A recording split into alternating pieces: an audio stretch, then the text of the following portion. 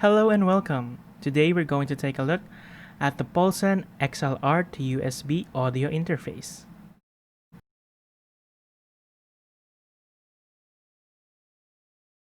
Grab and go accessory for any recording session.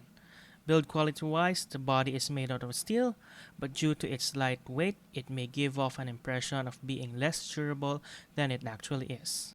On one end, we have the female XLR port, and on the other, we have the output ports, which is micro USB that will connect to your PC. It also has a 3.5 headphone. There's a switch for turning on the 48 volts phantom power.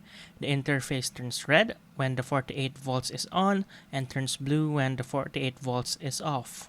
On the body of the interface, we have a knob for controlling the gain. The arrow is slightly off-center, which may be confusing at first. And there's also a volume button for controlling the loudness of your monitoring. For the pros, it is lightweight, light enough to directly hang off your microphone without pulling it down. It is portable. It can work for both dynamic and condenser microphones. There's a visible light for phantom power, and you may use it even if you do not have an XLR to XLR connector. For the cons, the lightweight may give off a bad impression that the product is low in durability. The knob for the gain could have been more pronounced for ease of turning. The visual prints like the headphone and the gain arrow could have been improved. And please take note that this audio interface only goes up to 16-bit 48 kHz. So this is how the Behringer XM8500 sounds like on the Polsen audio interface. The interface looks like this when it's used. And you do not need an XLR to XLR connector. And this is how the Behringer XM8500 sounds on our Behringer UMC22. It is directly connected to my audio interface using an XLR to XLR output. So this is the BM800 connected to the Polsen audio interface. 48 volts phantom power is on, indicated by a blue light. And this is how it sounds like. And this is the BM800 connected to my UMC22. This is how it sounds like.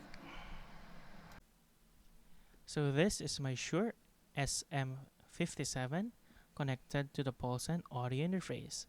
This is how it sounds like. And for comparison, this is my Shure SM57 using my UMC22 audio interface. This is how it sounds like. And for our final mic, we will be using the Audio-Technica AT2020. This is connected to the Polsen audio interface with 48 volts of phantom power. And this is how it sounds like. And finally, we have our AT2020 connected to my audio interface, which is the UMC22. This is how it sounds like. So who is this interface for? It should be for starters looking for a portable interface, for people who would like a more portable option to the other interfaces, for teachers, streamers, and other DJs that like to move around. So who is this interface not made for? For people with high-end mics like the Shure SM7B, the interface isn't powerful enough to power the mic.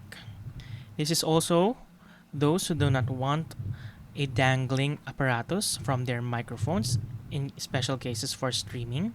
So for our conclusion, if you're just starting out and looking for an affordable interface, this audio interface might be for you.